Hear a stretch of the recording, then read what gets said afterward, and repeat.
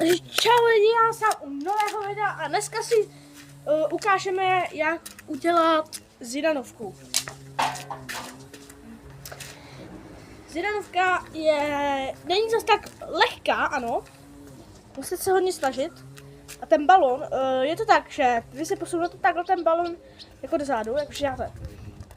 Jo, kdybyste prostě ho dále za sebe. Vy se takhle otočíte, když vy ho dáváte za sebe. Prostě se otočíte. Tak, a tou druhou nohou, jak se otáčíte, tak to takhle odsunete. Dostali se to? Tohle. Zidanovka.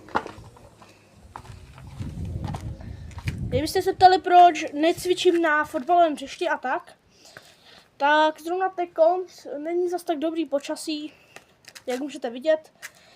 Vím, že vy tady vidíte jako dobrou oblohu, ale jako začíná se tam na tamté straně zpívat.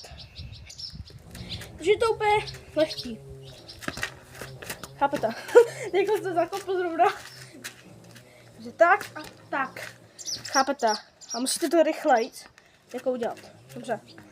Tohle to bylo video lidi. A zatím čau. Ano? Čau.